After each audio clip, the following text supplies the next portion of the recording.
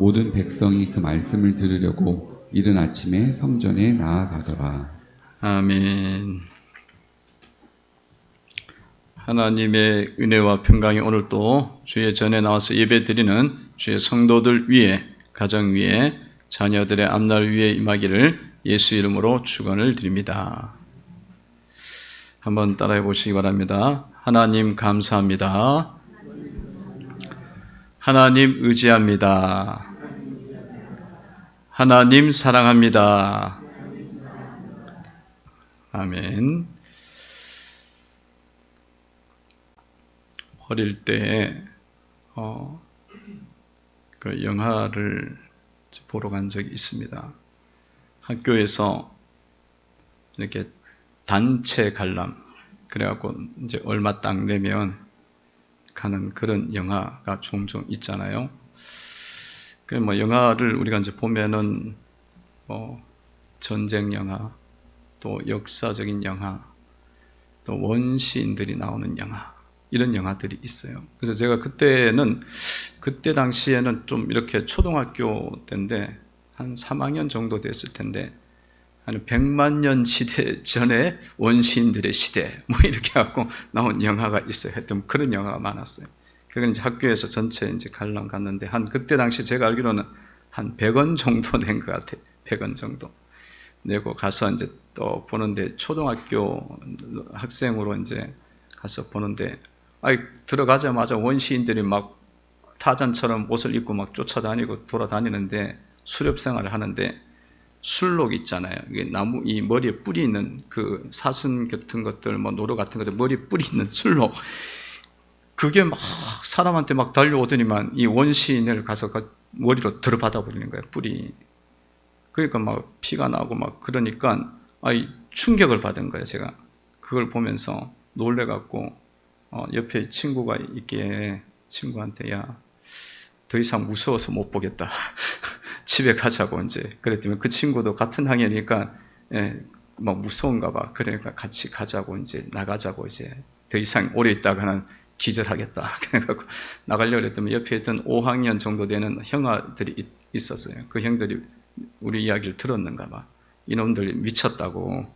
돈 100원 내놓고 나가긴 뭘 나가냐고. 영화 끝까지 보지. 아까운 줄 알아야지. 그러니까 또 그 말 또 맞는 것 같은 거야. 그래갖고 막 무서운데 계속 이제 그걸 이제 본 적이 있습니다. 그런 적이 있어요. 여러분 영화를 이제 보면 영화관에 가면 이제 막 이 아군하고 적군하고 싸우고 정의의 사도하고 또 이렇게 악당들하고 싸우고 그러잖아요. 그래서 막판에 딱 가면은 누가 이겨요? 이 아군이 이기잖아. 다 이게 이제 어려움을 다 극복하고 막 이게 전쟁에서 다 이기고 이제 막 회복이 되잖아요. 그러면 그 장면이 딱 나오면 어떻게 하냐면 뭐 해요? 전부 다 박수를 막 쳐요. 박수를 쳐요. 그런 적 있죠? 옛날에는 그랬어요. 지금은 어떤지 모르겠어요. 지금도 그러나요? 요즘은 이제 코로나 기간이니까 영화관에 잘 못 가고 이제 막 분위기도 그런데 지금도 아마 그런 경향이 있는데 하여튼 막 그때는 그 다음에 그게 마치 내일이야. 내일처럼 기쁜 거예요. 막 박수를 막 치고 좋아하는 거예요. 좋아요. 근데 여러분, 우리가 이제 재림을 지금 보고 있잖아요. 이 종말의 역사를 보고 있는데, 이 종말이라는 것은, 재림이라는 것은 이와 같은 거예요. 주님이 우리 가운데 이 땅에 오신다는 것은 이제는 모든 악한 것들이 다 심판을 받게 되어지고 하나님 나라가 임하게 되어지고 최후적인 그런 승리가 오는 것이 재림입니다. 그러니까 주님의 종말을 우리가 이야기하고 주님의 재림을 이야기할 때는 여러분들 마음속에 두려움보다는 뭐가 있어야 되냐면 기대감이 있어야 돼요. 기대감. 정말 제 최후 승리가 우리 앞에 왔도다. 모든 불의와 악들은 다 주님의 정의로운 손에 심판을 받게 되어지고 그런 최후 승리가 우리 가운데 왔구나. 완전 승리잖아요. 완전 승리. 그 완전 승리라고 보시고 여러분들이 재림을 보셔야 돼요. 기대해야 된다는 말이에요. 제 말은. 그리고 정말 축하할 일이다. 셀러브레이션. 축하할 일하고 감사할 일이다. 이런 쪽으로 생각하시면서 주님의 재림을 보는 것이 더 맞아요. 우리는 어쨌든 성도들이니까 하나님께서 우리를 하나님 나라로 이끌 줄로 믿습니다. 하나님 나라를 이끌고 이제 우리가 그렇게 원하던 악한 것들이 다 물러가니까, 마귀들이 다 잡히니까, 완전 쫓겨나니까, 그 최후 승리를 주는 그런 날이니까, 아멘 주 예수여 어서 오시옵소서, 마라나타. 그게 계시록에 있는 성도들의 외침이잖아요. 그런 기대함으로 보는 것이 더 맞습니다. 종말이 와서 이거 무섭네. 아니면 뭐 종말이 오긴 오나? 이렇게 이제 보는 게 아니라 무섭네, 두렵게 해갖고 막 이렇게 억압하는 그런 거는 사실은 조금 잘못된 거예요. 그것보다는 여러분들이 최후 승리를 주시는 하나님의 나라에 들어가고 예루살렘, 새 예루살렘에 들어가게 되어지고 천국 하는 자치에 들어가게 되어지는 영광, 말로 다 할 수 없는 영광의 나라에 이르게 되어지는 그런 영원한 통치가 임하는, 주님의 거룩한 통치가 임하는 그런 날로 보시면서 성경 말씀 읽을 때 재림을 보셔야 될 줄로 믿습니다. 재림은 기대하시라. 기대하시라. 즐거워해라.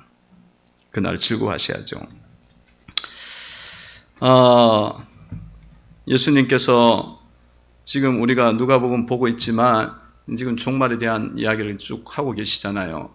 근데 오늘 또 추가적으로 주님께서 말씀을 더 하셨어요. 종말에 대해서 더 말씀을 하시면서 어떤 말씀을 하셨느냐 하면 무화과 나무 비유를 주님 말씀하셨어요. 무화과 나무를 보라. 무화과 나무를 보라. 29절 30절 말씀입니다. 29절 30절 읽어봅니다. 시작.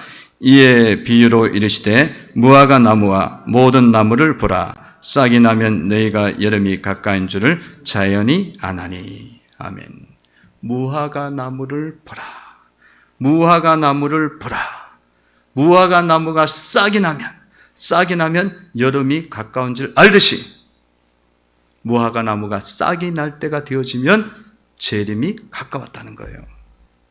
무화과 나무 싹이 날 때가 되어지면 그거를 보고는 주님이 오실 때가 됐구나.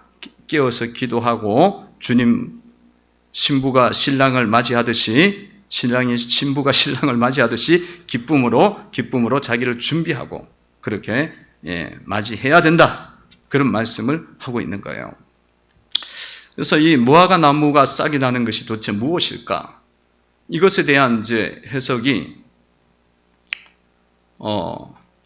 어떤 해석이 있느냐 하면 이 무화과 나무를 이스라엘로 보는 그런 해석이 있습니다.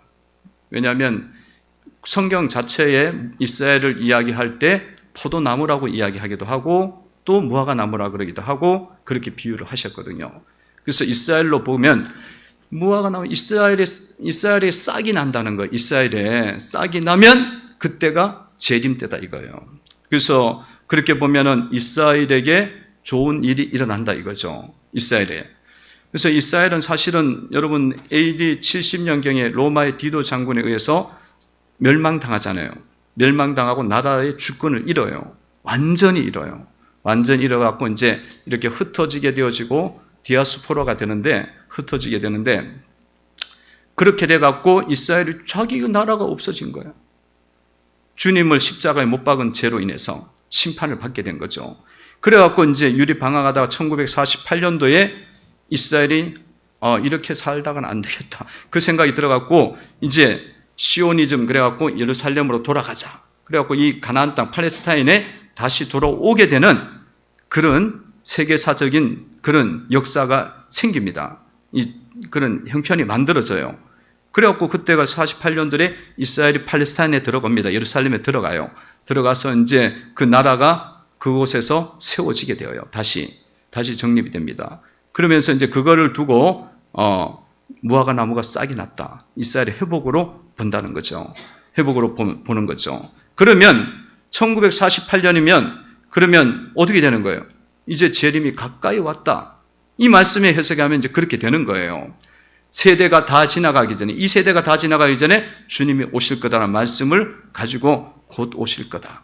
이렇게 봤어요. 그것도 뭐 괜찮아요. 해석이 괜찮습니다. 32절에 보면 이렇게 나왔죠. 내가 진실로 너에게 말하노니 이 세대가 지나가기 전에 모든 일이 다 이루어지리라. 그러면 이 세대라는 것은 one generation, 한 세대라면 우리가 보통 이스라엘은 30년, 40년 이렇게 잡거든요. 그리고 또 다르게 이야기하면 100년 이렇게 잡을 수도 있잖아요. 세대가 한 세기 그러면 100년이잖아요. 그러면 1948년을 기점으로 했을 때 30년, 40년은 이미 지나버렸고 그럼 100년인가? 100년이면 2048년이죠. 2048년이니까 주님의 때가 가까웠다. 이렇게 볼 수도 있어요. 그런데 우리가 단정을 못해. 왜냐하면 앞에 있는 일이니까. 단정했다가 시한부 종말론처럼 우리가 창피를 우리가 당한 게 아니라 많은 신비주의가 당했잖아요. 한쪽으로 지나친 사람이 당했으니까 단정 못하죠. 왜냐하면 이게 주님의 때라는 게 주님 볼 때는 우리는 한 세대로 보이는데 주님 보실 때는 그건 점으로 보일 수도 있어요. 주님께서 베드로를 통해서 말씀하시기를 뭐라고 이야기했어요? 천년이 하루 같고 하루가 천년 같은 거야. 주님 볼 때는 우린 천년 지났는데 주님 보실 땐 점이야, 점이에요. 우리는 하루가 지난 것 같은데 주님 보실 땐 그 천년 동안의 일을 할 수도 있는 거야. 그렇잖아요. 우리는 우리의 시간 개념으로 지금 보니까 하루가 뭐 하루라고 딱 정하지만 천년이라고 이야기할 수 없지만 주님이 보실 때는 그 또 달라요, 완전히. 시간 개념 우리가 정한 거니까 하나님 보시는 시간은 다르잖아요. 그래서 그런 쪽으로 해석하는 경우가 있고요. 그것도 우리가 주의 깊게 봐야 돼요. 왜냐하면 살펴봐야 돼요. 앞으로 될 일이니까. 또 하나의 해석은 뭐하냐? 무화과 나무 싹이 나는 것은 역사 속에서 하나의 결정적이고 역사적인 일이 일어날 수가 있다는 거예요. 주목할 만한 일이 일어날 수 있다. 그때가 되면 여름이 가까운 줄 알듯이 주님이 오시는 것을 알라는 거예요. 그때가 되면. 사실 우리가 이제 지금 코로나와 같은 이 코로나 팬데믹을 지금 경험하고 있잖아요. 겪고 있잖아요. 코로나 팬데믹. 근데 이 팬데믹이, 이 코로나 전염병이 지금 한 나라만 일어나는 게 아니라 전 세계적으로 일어났고 지금까지 이런 경우가 전염병이 이렇게 전 세계적으로 일어난 적이 별로 없었어요. 왜냐하면 그때는 뭐예요? 교통이 발달이 안 돼 있기 때문에 그냥 그 안에서 끝나버렸어. 이게 육지면 육지 안에서 끝나고 대륙이면 대륙 안에 끝나는데 지금은 비행기를 타고 자꾸 가니까. 그러니까 여기 걸려도 저쪽 또 아프리카 한 시간에 하루 이틀이면 가잖아요. 그 다음날 또 걸려. 그런 현상이 일어나는데 이런 현상들이 일어날 때를 또 말할 수 있다. 무화과 나무 싹을. 그러면 여러분 전염병, 기근, 지진 그런 말씀이 주님 말씀이 재림 때 많이 이야기하잖아요. 민족이 싸우고 전쟁이 나고 기근이 막 사방으로 흩어지고 일어나고 그렇잖아요. 전염병이 일어나고 그런 사건을 보면 주님의 재림의 때를 우리가 또 지금 무화과 나무 싹이 나는 지금 때가 아닌가 생각하고 깨어서 주님의 재림의 때를 기다리고 준비해야 될 줄로 믿습니다. 그 무화과 나무 싹의 이야기는 그렇게 이제 보통 봅니다. 보통 보는데, 이 무화과 나무 싹, 이런 재림의 때를, 개인적 종말론에 이제 우리가 적용을 한다면, 우리의 삶 속에 주님이 오시는 때가 있다는 거예요. 무화과 나무 싹이 일어나는 일들이 날 때 주님이 우리의 삶 가운데 온다는 거죠. 그 주님이 우리 가운데 오신다는 건 주님의 나라가 임하는 거고, 주님의 통치가 임하는 일이 일어납니다. 주님이 오시면은 주께서 다스리시네. 주님의 말씀과 의와 진리로 다스리게 되어지고 주님의 통치가 일어나게 되어져서 그 시간은 은혜의 시간이 되어지고 한쪽은 심판을 받지만 한쪽은 축복의 시간이 되는 거룩한 시간이 되는 줄로 믿습니다. 그러니까 은혜로다. 찬양 있잖아. 시작됐네. 하나님의 통치가 시작되었네. 그래서 우리의 개인적인 삶 속에 주님 무화과 나무 싹이 일어나는 사건을 우리는 보고 주님의 통치를 받아들이고 주님을 우리가 말씀 안에서 그 은혜를 누리는 시간으로 삼아야 될 줄로 믿습니다. 그럼 여러분 삶 속에 무화과 나무 싹이 나는 시점이 도대체 무엇일까? 여러분 삶 속에 무화과 나무 싹이 일어나는 시점, 그걸 뭘로 봐야 될까요? 여러분 추석 때 명절을 보내시면서 여러분들 삶에서 이렇게 다툼이 일어났다든가 또 이렇게 불편한 일이 있었다든가 이런 부분들이 있었다면 그것이 여러분의 삶의 무화과 나무 싹입니다. 불편하고 다투고 이런 일이 일어났다. 민족으로 보면 전쟁과 전쟁이 일어나지만 개인으로 보면 개인의 다툼과 불편한 것과 싸움이잖아요. 개인적인 그런 일들이잖아요. 이런 일들이 일어났을 때에 여러분들이 이걸 잘 살펴보면서 하나님의 뜻을 깨닫고 그 속에서 주님이 원하시고 해결하시기를 원하는 것이 무엇인지를 볼 수 있는 눈을 가지셔야 된다는 거예요.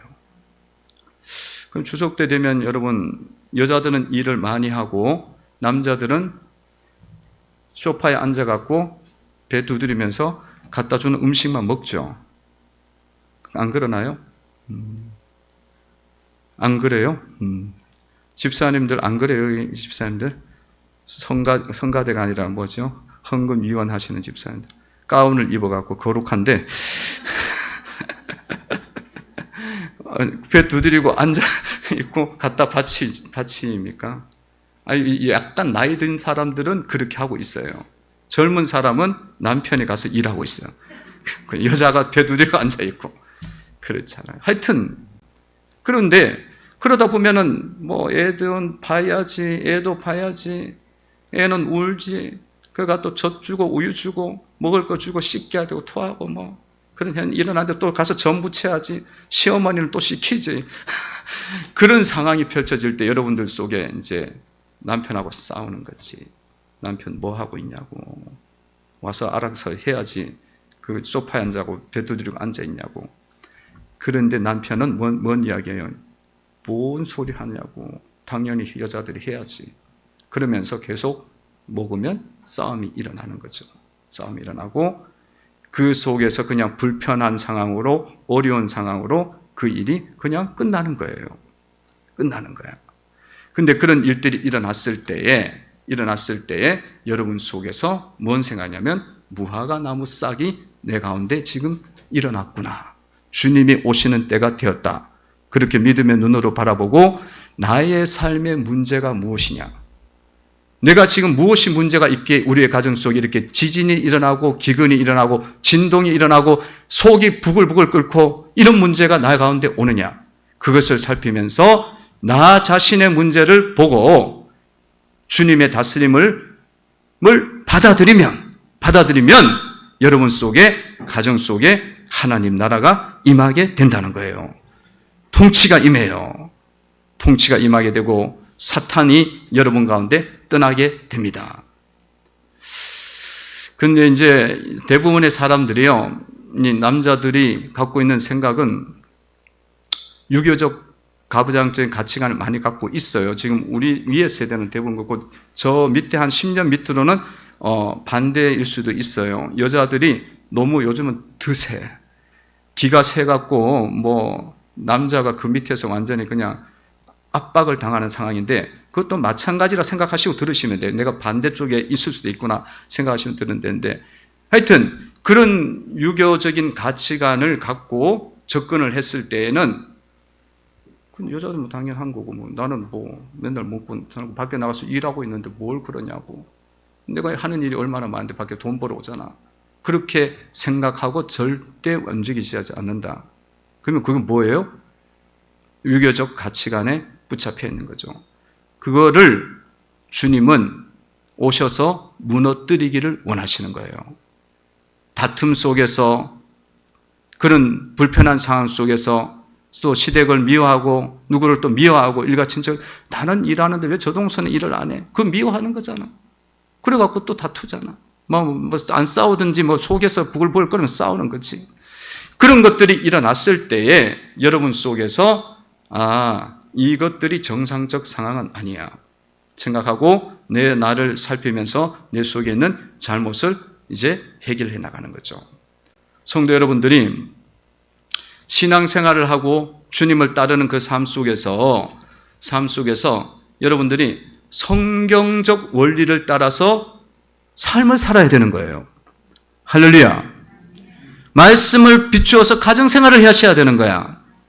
유교를 근간을 하고 조상적부터 내려오는 그걸 개념과 신념을 가지고 생활하는 게 아니라고. 성경적으로 가치관을 가지고 성경적인 핵심 가치를 가지고 유교 가치를 무너뜨리는 거야. 세상 가치를 무너뜨리는 거야. 이거 세상의 악한 영들의 생각들을 끊어내야 되는 거예요. 그럼 성경적으로 뭐예요? 성경은 뭐라 그랬어요? 부부간에 서로 도우라 그랬잖아요. 남편은 아내를 돕고 아내는 남편을 돕고 부모는 자식을 돕고 자녀는 부모를 돕고 헬퍼가 되는 거예요. 서로 돕는 자로 세워주셨습니다. 그 개념을 가지고 어렵고 힘들어한 처지에 있는 남편이든지 아내든지 부모든지 어떤 시댁 식구든지 누구든지 그들을 위해서 여러분들이 성경적으로 먼저 섬기고 먼저 돕는 자로 나아가게 되는 그 개념을 받아들이고 그 말씀을 받아들이고 여러분 실천할 때 무화과 나무 싹을 준비하는 인생이 된다는 거예요.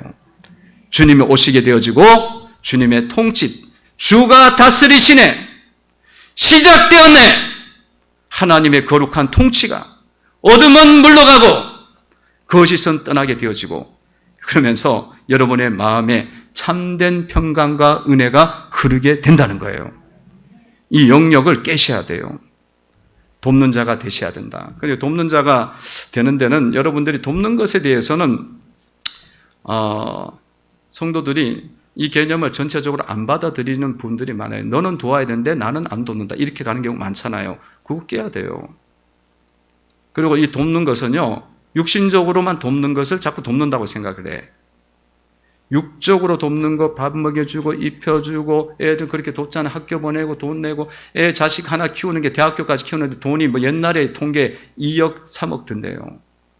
그렇게까지 해갖고 키우는 거예요. 사실은 돕는 겁니다. 근데 그 자체만 돕는 게 아니고 그것만 돕는 게 아니라 뭘 도와야 되냐면 영적인 돕는 것을 하셔야 돼요.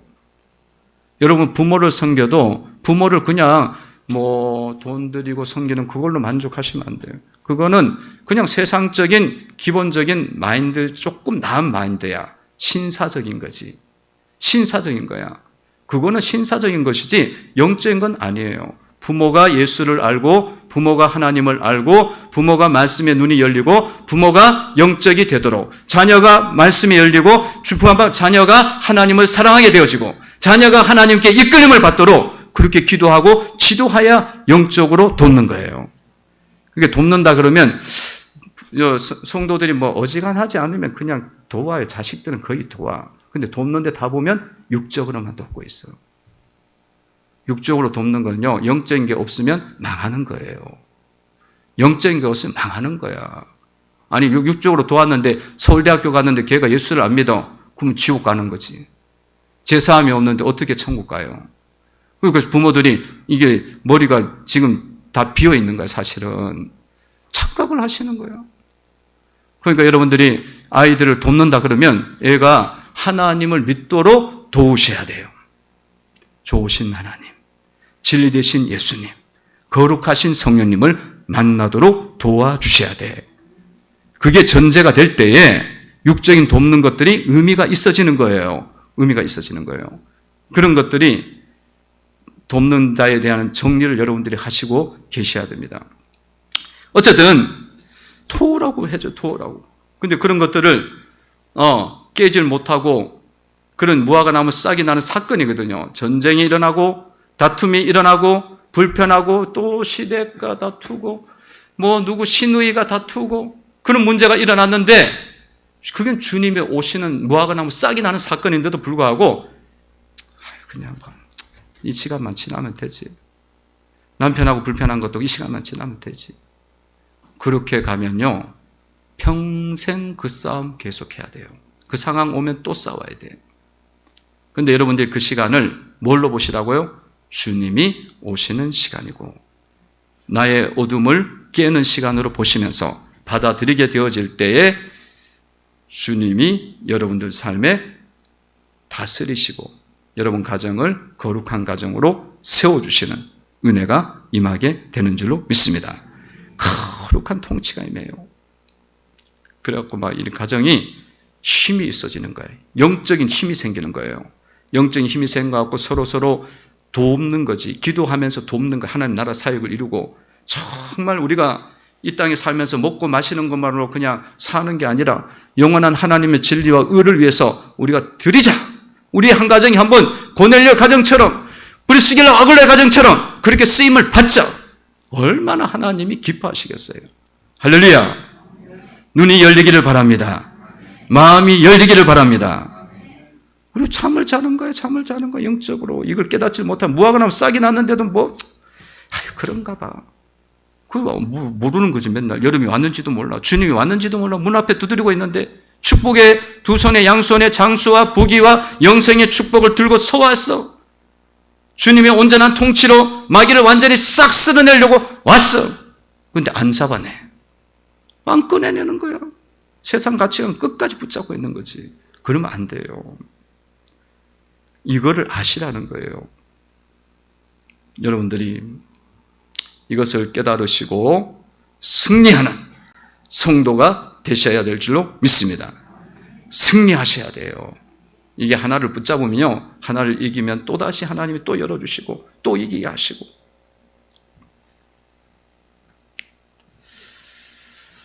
주님께서 주님의 재림을 사모하는 자들에게 또 추가적으로 말씀하시기를 주의해야 될 것이 있다. 조심해야 된다. 말씀하시죠. 34절 보시기 바랍니다. 읽어봅니다. 시작.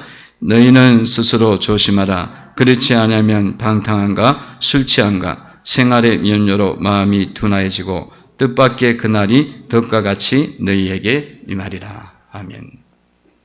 주님의 날이 임할 때에 우리가 주님의 재림을 기대하고 이 땅에서 주 앞에 설 날을 기대하고 하나님 백성의 삶을 이렇게 걸어가잖아요. 믿음의 행진을 할 때에 주의해야 될 것이 있다는 거예요. 뭘 주의하라냐면 마음이 둔하여지는 것을 주의하라는 거예요. 마음이 둔하여지는 것을 주의하라. 여러분, 우리가 하나님의 백성의 삶을 살아갈 때 제일 주의해야 될 게 뭐냐? 제일 주의해야 될 게 뭐냐? 뭐일 것 같아요? 제일 주의하고 조심해야 될 게 뭐지? 내가 행동을 좀 바꿔야 되나? 내가 또 기술을 많이 익혀야 되나? 돈을 많이 벌어야 되나?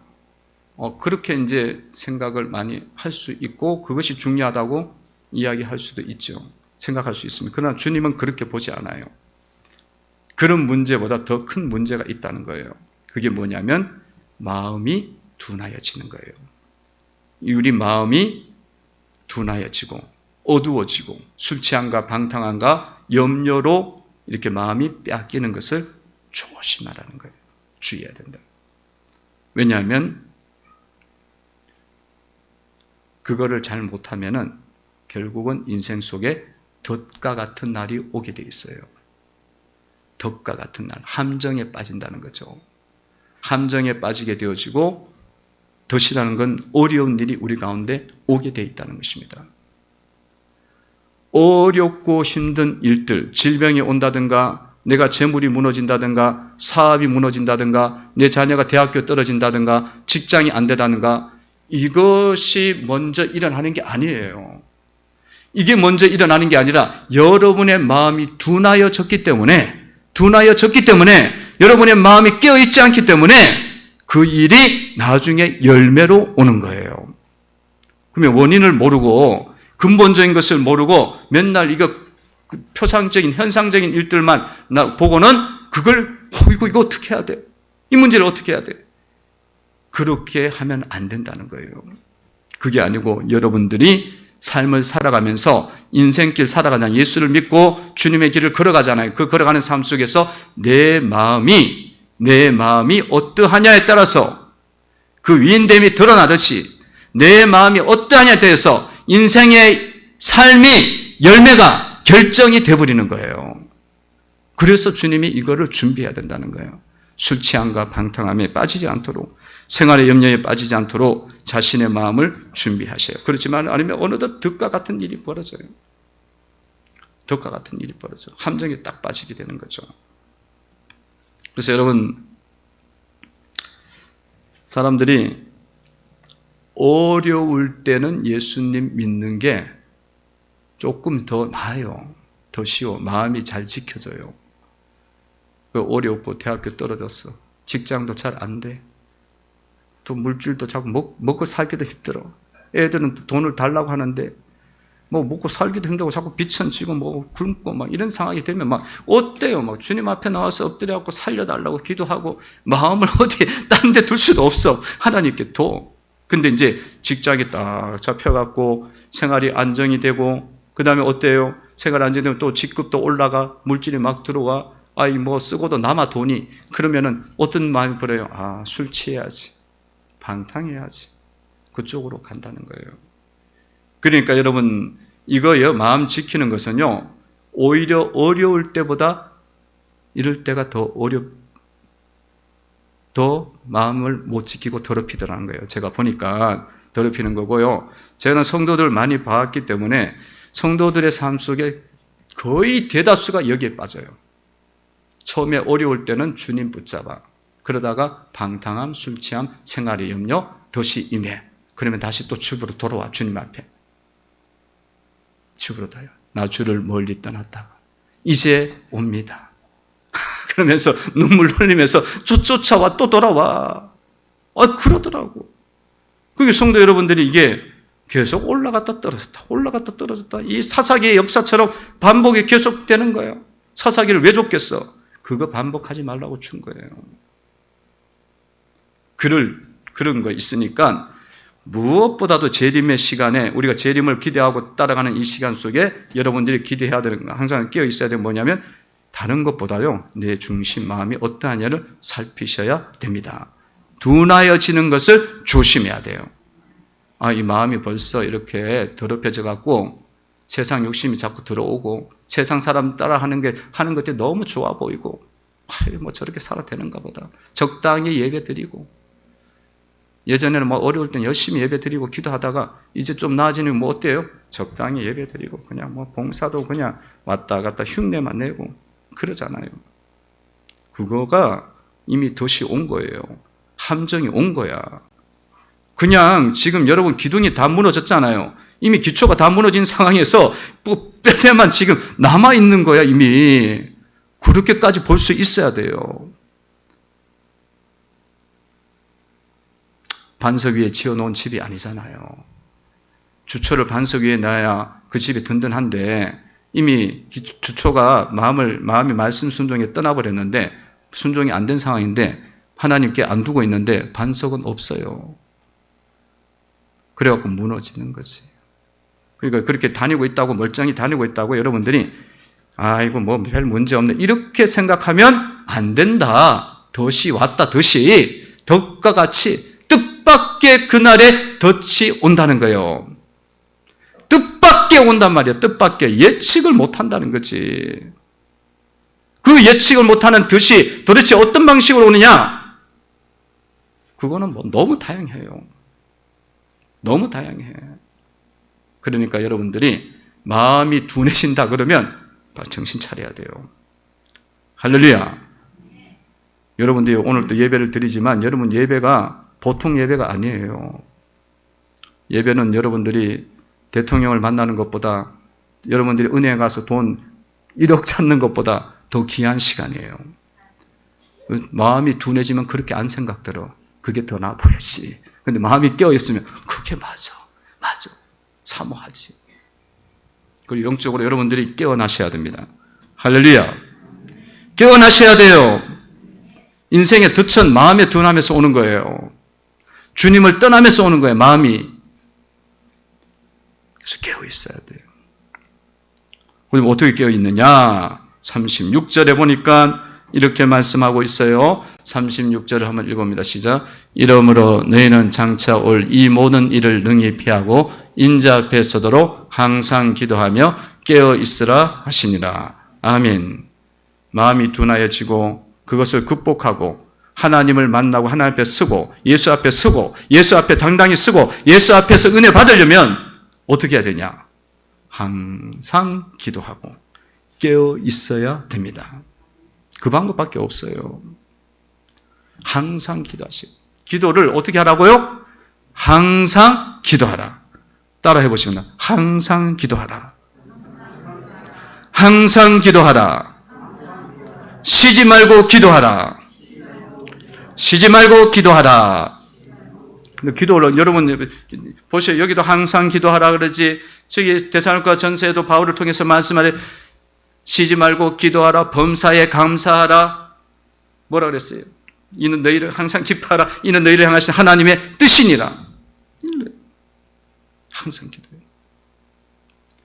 그런데 사람들이 성도들이 조금만 좋아지면 기도를 안 해. 항상 기도. 그러니까 여러분들이 아셔야 돼요.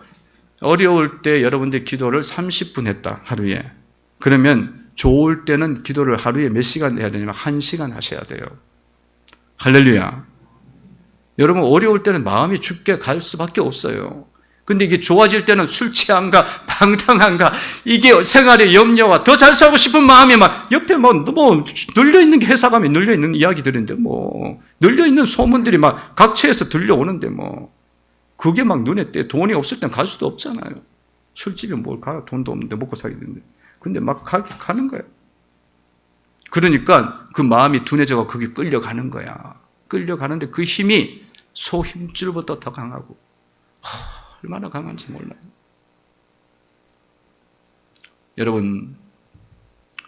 여러분들은 기도하셔서 주님께 끌려다니셔야 돼요. 여러분 두 가지 끄는 게 있어요. 마귀가 여러분들을 이끌든지 예수가 이끌든지, 마귀가 이끌든지 성령이 이끌든지 두 가지가 다 이끌어요. 근데 내가 방탕하게 사는 게 마귀가 이끄는지 몰라요. 잘 몰라. 자기가 그냥 산다고 생각하는 거야. 근데 마귀가 하는 거예요.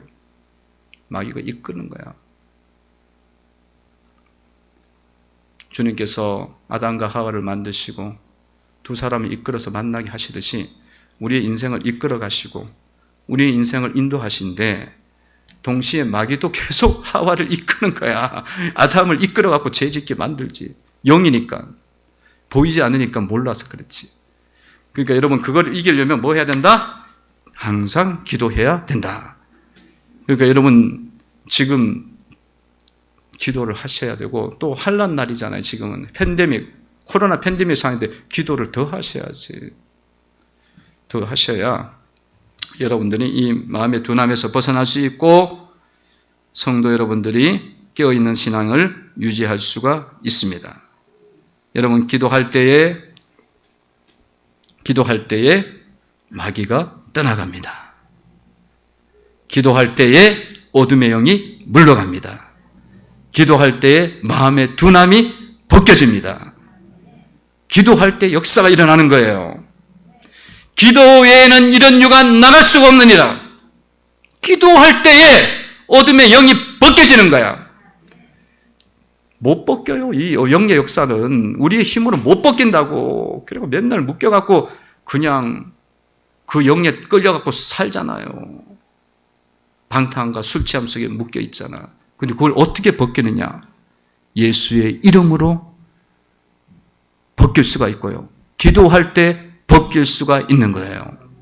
예수의 능력이 건세에 있도다. 예수의 이름이 권능이 있도다.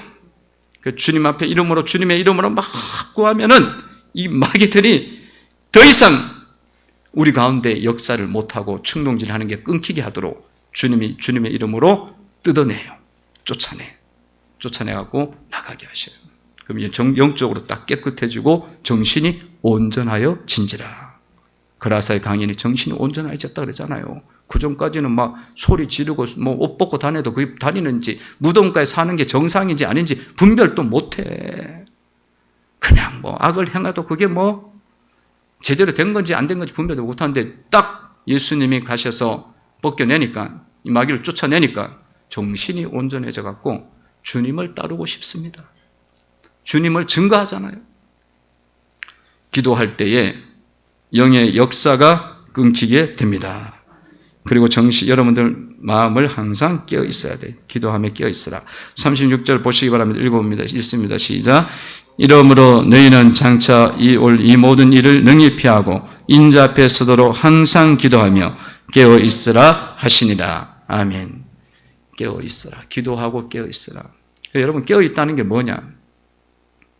여러분 마음이 지금 어떠하냐를 보셔야 돼요. 내 마음이. 뭐 깨어있으라는 게 도대체 뭐야? 잠에서 깨어있으라는 거야. 그게 아니라 지금 내 마음 심정이 어디 쪽으로 가고 있느냐.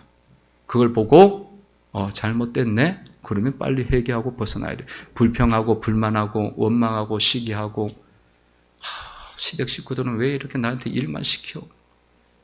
그러면 막 미워하고 또 처가 댁들은 왜 사이를 우습게 여겨? 그러면서 원망하고 다투잖아요. 그 내 마음이 잘못된 거야 사실은. 그럴지라도 우리의 마음은 온전해야 하잖아요. 그럼 뭐 그런 상황 속에서 맨날 미워하고 원망하면 그 예수 안 믿는 거랑 똑같은 거지. 그럼 그 마음을 보시고 이게 잘못됐구나. 아니 남편은 아내를 생각해주고 아내는 남편 생각해주는 게 정상이잖아요. 그리스도인 삶이잖아요. 근데 어때요? 그냥 자기만을 위해 하는 거예요. 그건 잘못된 거지. 그걸 아셔야 돼요. 그걸 아는 게 깨어나는 거예요. 분별해서 이거 잘못됐구나. 고쳐야지. 내려놓는 것 대단한 용기죠. 대단한 믿음입니다. 그렇게 여러분들이 정신을 차리고 나갈 때에 주님 앞에 설 수 있고 덕과 같은 인생의 어려움이 없어지게 된다는 거예요. 주님 앞에 재림 때도 부끄럽지 않게 서게 되는 은혜가 임하게 됩니다. 예수님은 재림을 말씀하셨고 우리에게 교훈을 주신 거예요. 종말의 삶을 주님 성도들의 삶을 어떻게 사는지 말씀하시고 그 이후에 예수님이 어디로 가셨느냐면 성전으로 가시더라. 37절입니다. 읽어봅니다. 시작. 예수께서 낮에는 성전에서 가르치시고 밤에는 나가 감람원이라는 산에서 쉬시니. 아멘. 예수님께서는 종말을 선포하시고 주님의 재림 때를 이야기하시고 그 다음 날은 어디 가냐면 성전에 또 가셨어요. 그리고 말씀을 가르치셨다. 그러니까 여러분 종말이 임박하고 주님의 재림이 온다고 해서도 너무 놀라지 마시고요. 그냥 여러분의 일상의 삶을 깨어있는 가운데 살아가셔야 된다는 거예요. 살아가셔야 돼요. 주님께서 말씀하셨잖아요. 주님이 오실 때에 두 사람이 밭을 가다가 한 사람이 데려감을 당하고 밭 가는 거야. 둘 다 일하다가 두 사람이 맷돌 가다가 한 사람이 또 맷돌 가다 올라가고 맷돌 갈다가 일하는 거잖아요. 맷돌 공장에서 두부 만들고 있잖아요. 그런 거 있잖아요. 두 사람이 잠을 자다가 한 사람을 데려가는 잠을 자다가 그런 거예요. 그러니까 여러분 일상적 삶을 놓치면 안 돼요. 이게 주님 재림을 기다리는 거예요. 그러니까 이단들이나 시험부 종물난자들이 그게 빠졌던 사람들은 다 어디로 오라? 자기 집으로 오라 그러고 공동체로 오라 그러고 그리고 뭐 어디 저쪽에 태평양에 있는 무슨 섬으로 우리 가자고 그러고 거기에 천국이라 그러고 그러면은 여러분들이 이 말씀을 보면서 이게 잘못됐다고 빨리 생각하셔야 돼. 주님이 그런 식으로 대비하라고 이야기 안 했어요. 그냥 그 자기의 삶의 현상 속에서 깨어 있으면 되는 거야. 그런 이야기가 딱 나오면요, 얘는 이단이야, 사이비야, 빨리 벗어나야 돼요. 사이비한테 들어가면요, 이단 사이비에 들어가면 이게 뇌가 자꾸 세뇌가 되기 때문에 그렇게 하기 때문에 마귀가 또 역사하기 때문에 그게 쏙 빠져버려요. 빠져갖고 뭐 신옥주 이단도 그렇게 해갖고 저기 뭐 무슨 사모아 섬인가 몇백 명을 데려가고 타작마당에 하고 맨날 두드려 패고 그랬잖아요. 꺼내갖고 엄마가 자식을 때리고 막 자식이 엄마 때리고 그런 게 나왔었어요, 뉴스에. 그러면 요 지금 신천지도 마찬가지지. 그 안에 데려가갖고 막 인터넷도 못 보게 하고 뉴스도 못 보게 하고 인터넷 보는 거는 뭐라고 이야기하냐면 선악과 먹는 거래. 그래갖고 자기네들 정보가 다 나오니까 부정적인 정보가 다 나오니까 못 보게. 그런 식으로 속여가면서 지금 하고 있죠. 그럼 이런 말씀을 딱 보면서 여러분들이 이건 아니야. 딱 이렇게 돼야 되는데 우리가 새로운 걸 알고 있는 것처럼 자꾸 이야기를 해갖고 거기에 붙잡혀 있는 거야. 이 말씀이 다 이미 주어져 있는데도 주님 말씀을 안 듣고 왜 자꾸 이상한 쪽을 듣는지 모르겠어요.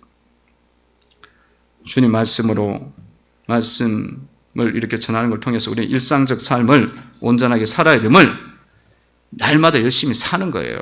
열심히 자기 일을 하면서 사는 것이고 또 말씀 전하는 걸 통해서 우리가 깨달아야 될 것은 어떤 일이 있어도 생명의 말씀을 전하는 것을 멈추지 말아야 된다.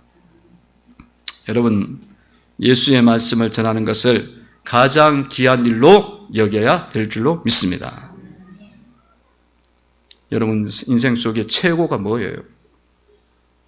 우리의 인생에서 최고로 가치 있는 게 뭐냐면 하나님 말씀, 하늘의 말씀, 생명의 말씀을 전하는 도구로 쓰임받는 게 최고로 쓰임받는 거예요. 근데 여러분들 가치 속에는 그게 없으면요, 돈 버는 게 최고지, 노는 게 최고지. 그래갖고 교회도 맨날 놀러 가자 그러면은 쫙 다 나와. 전도하자 그러면은 목사하고 장로님밖에 없어요. 권사님 한두 명 나오고 말아. 그게 생각 자체가 지금 잘못되어 있는 거야. 여러분, 우리의 인생의 최고로 쓰임받는 건 뭐냐면 목회자는 설교하고 말씀 전하는 게 최고고요. 성도는 전도하는 거야. 밖에서 말씀 전하고.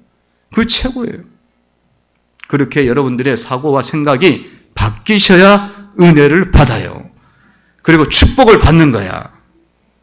왜냐하면 이 말씀은 제사함을 주는 말씀, 영생을 주는 말씀, 천국 가게 하는 말씀, 마귀 쫓아내는 말씀, 성령의 능력이 역사하는 말씀, 생명의 말씀이잖아요.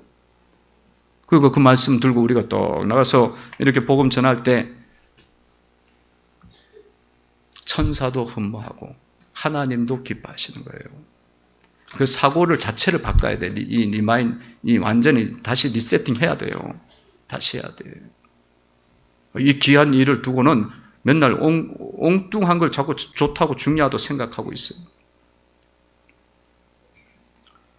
이것에 대해서 우리가 확실하게 받아들이면서 기쁨의 교회 온 교우들은 신앙생활을 하셔야 될 줄로 믿습니다. 이 전도에 대한, 복음 전도에 대한 확실한 생각을 가지셔야 돼. 그걸 가지고 여러분이 탁탁 하잖아요. 이렇게 나가. 이렇게 전도가 아예 안 되면 나는 그렇게 못하면 전도 헌금이라도 드려. 전도지라도 사라고. 하도 할 수가 없는, 정장 할 수 없는 상황이면. 그렇게라도 쓰임 받으면 되고, 아니면 식사라도 사든지 와서 진짜 할 수 없는, 와서 전도하면 제일 좋지만 그렇게라도 하고 막 이렇게 어쨌든 애를 써야 되는 거야. 애를 쓰고 이런 일들은 귀한 거구나. 이걸로 리마인딩, 완전히 우리가 이게 생각 사고가 다시 돼야 돼요.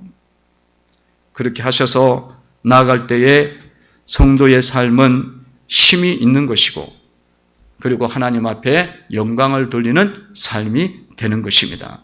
그리고 여러분들이 전도할 때 성령의 권능이 여러분 가운데 임하게 됩니다. 오직 성령이 너희에게 임하시면 너희가 큰 능을 받고, 하늘과 땅의 모든 권세를 가신 예수님이 말씀하셨잖아. 내가 세상 끝날까지 복음 전한 자에게 너희와 함께하게 될 것이다. 함께할 것이다. 그러니까 우리가 이런 사역을 이루어가는 교회가 되셔야 될 줄로 믿습니다. 그러면 주님이 함께 하셔요. 코로나 가운데도 함께 하셔요. 코로나가 우리의 사역을 막을 수는 없어요. 복음 전파의 사역을 막을 수 없어요. 주님이 권능이 더 큽니다. 더 크지요. 코로나야 뭐 아무것도 아니지. 주님의 권능이 훨씬 크지. 믿음을 가지고 우리가 주님의 재림을 대비하는 성도들이 되시기를 주의 이름으로 축원을 드립니다. 기도드립니다.